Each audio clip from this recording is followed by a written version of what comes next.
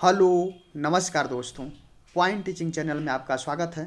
जैसा कि आप जानते हैं कि बाल विकास जो कि आपके C TET, super TET, UP TET और अन्य टीचिंग एग्जाम जैसे केबीएफ और डीएसएसबी में इससे रिलेटेड 20 से 35 क्वेश्चन पूछे जाते हैं और बहुत से बच्चे अपने बीएड और बीटीसी डिग्री के पहले कभी भी बाल विकास के बारे में पढ़े नहीं होते हैं, इसलिए ये सब्जेक्ट उनको काफ़ी कठिन लगता है। तो उन बच्चों के लिए मैं इसका थ्योरी और एमसीक्यू दोनों साथ साथ लेकर चल रहा हूँ। जिस चैप्टर की थ्योरी पढ़ा रहा हूँ उस चैप्टर से रिलेटेड मैं बहुविकल्पी क्वेश्चन भी करा रहा हूँ, ताकि आपको लगे कि थ्योरी पढ़ने के बाद एमसीक्यू करना कितना आसान होता है।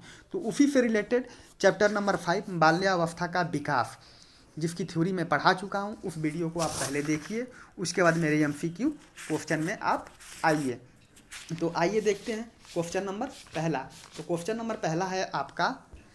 उससे पहले अगर मेरा वीडियो आपको पसंद आए तो मेरे चैनल को लाइक, शेयर और सब्सक्राइब करना न भूलें। आइए देखते हैं पहला क्वेश्चन। किस अवस्था को प्राथमिक विद्यालय में प्रवेश की अवस्था कहा जाता है? तो जो भी थ्योरी पढ़ा होगा तुरंत कर ले जाएगा। किस अवस्था को? बाल्यावस्था को। क्वेश्चन नंबर 2, बाल्यावस्था संवेगात्मक विकास का अनोखा काल है, किसने कहा है? कॉल एवं ब्रूफ। जो थ्योरी पढ़ा होगा वो कर ले जाएगा। अगला, खेलों के माध्यम से बालक अपनी भावी जीवन की तैयारी करता है, किसने कहा है? तो आप बताइए, आपको पढ़ाया गया है। कॉल ग्रुफ ने कहा है। किसने? कॉल ग्रुफ ने। आइए अगला क्वेश्चन देखते हैं। बालक को आनंद प्रदान करने वाली सरल कहानियों द्वारा नैतिक शिक्षा दी जानी चाहिए, ये किसने कहा है? किसने कहा है? कॉल्फनिक ने। किसने? कॉल्फनिक ने। क्या कहा है? बालक को आनंद प्रदान करने वाली सरल कहानियों द्वारा नैतिक शिक्षा दी जानी चाहिए, किसने कहा है? कॉल्फनिक ने। याद रखिएगा, ये सब इंपॉर्टेंट क्वेश्चन है, मैं लिख दे रहा हूँ इंपॉर्टेंट। ठीक, आइए अगला क्वेश्चन। बाल्यावस्था में भाषा के ज्ञान पर बल दिया जाता है, ठीक, अत्यधिक दिया जाता है कि बच्चे भाषा के ज्ञान को अच्छे से सीखें। बाल्यावस्था में रचनात्मक कार्यों पर बल दिया जाना चाहिए, तो बताइए।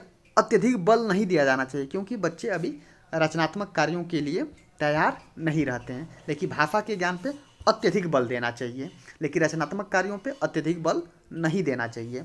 किस अवस्था में क्रिया और खेल के आधार पर शिक्षा दी जानी चाहिए? तो किस अवस्था में?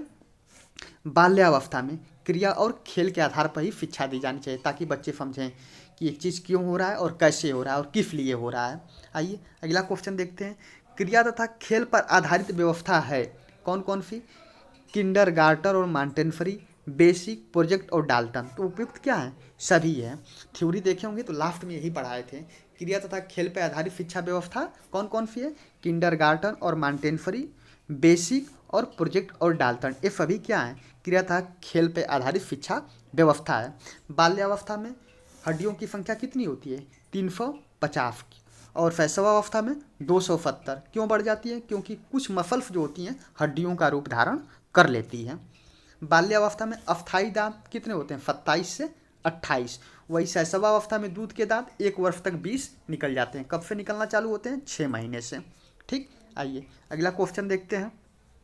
परिपाक काल का समय क्या है? परिपाक काल का समय 9 से 12 और 6 से 9 को संचयन काल कहते हैं। संचय करने की बच्चे में प्रवृत्ति होती है। ठीक, तो परिपाक काल का समय 9 से 12। आइए अगला क्वेश्चन देखते हैं। संचय का काल देखिए, आ गया क्वेश्चन, 6 से 9 और 9 से 12 परिपाक काल। तो याद रखिएगा, संचय काल का समय 6 से 9।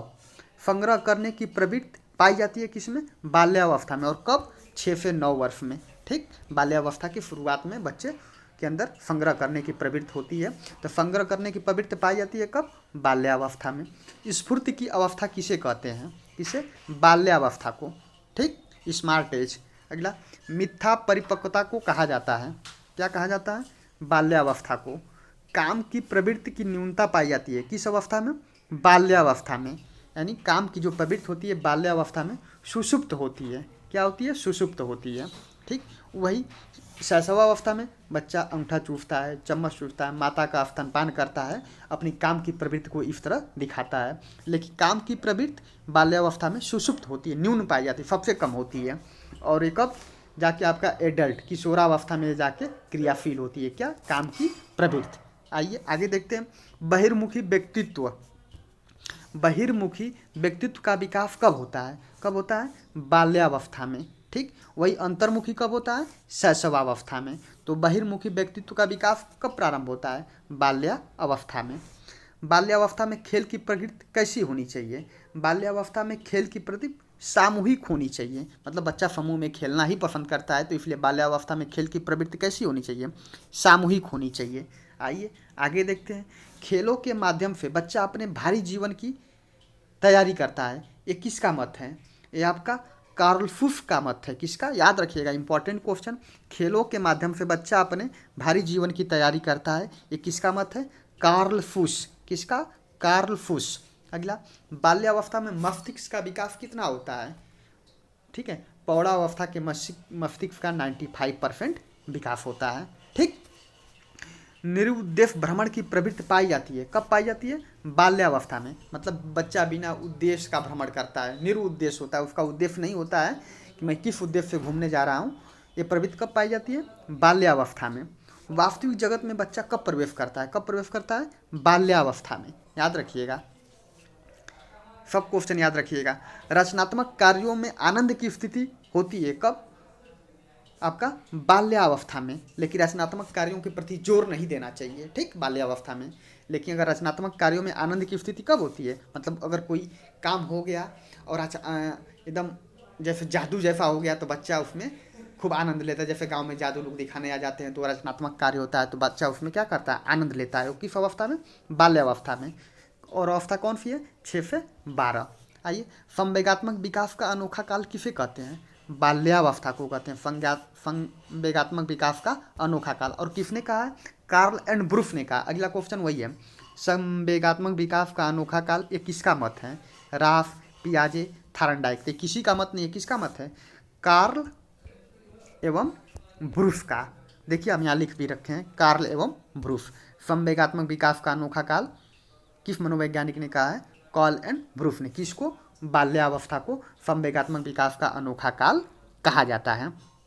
तो इस प्रकार चैप्टर नंबर 5 बाल्यावस्था में विकास, बाल्यावस्था में विकास की थ्योरी और मल्टीपल चॉइस क्वेश्चन एमसीक्यू दोनों करा दिए। आप सबसे पहले एमसीक्यू देखने से पहले आप बाल्यावस्था में विकास की पूरी थ्योरी अच्छे से 2 से 3 बार देखेंगे, उसके बाद ही एमसीक्यू में बैठेंगे। अच्छा, फ़ायदा क्यों मैं बार बार बोल रहा हूँ थ्योरी को कई बार देखने के लिए? क्योंकि अगर आप थ्योरी अच्छे से पढ़ लेंगे तो केवल यही क्वेश्चन नहीं, जो 25 क्वेश्चन करवाए हैं, केवल यही नहीं, कोई और भी क्वेश्चन अलग से बन के आ जाएगा। तो अगर आप थ्योरी अच्छे से पढ़े रहेंगे तो पूरा क्वेश्चन कर ले जाएंगे। तो बस आज के लिए इतना ही। अगर मेरा वीडियो पसंद आए तो मेरे वीडियो को लाइक, शेयर और सब्सक्राइब करना न भूलें। लोगों के साथ शेयर करें ताकि जिनको लगता हो कि बाल विकास बहुत ही कठिन सब्जेक्ट है, कैसे इसमें नंबर आएंगे, तो आपको मैं बता दे रहा हूँ। यूपी टेट का पेपर आई थिंक कि 23 तारीख को या 26 तारीख को है, 23 तारीख को है। उससे पहले मैं पूरा सीडीपी एक एक चैप्टर अच्छे से करवाऊंगा और उसके बाद अलग से केवल क्वेश्चन सीरीज लेकर आऊँगा। तो जो बच्चा थ्योरी और मेरे क्वेश्चन कर लेगा उसे एक भी क्वेश्चन एग्जाम में फंसने वाला नहीं है, कि मतलब ऐसा कोई क्वेश्चन आ जाए जो ना कर पाए। तो ज़रूर मेरी वीडियो को शेयर, लाइक और सब्सक्राइब करिए, ठीक है, ताकि सबका विकास हो। ठीक, तो मिलते हैं किसी नेक्स्ट वीडियो में, तब तक के लिए धन्यवाद।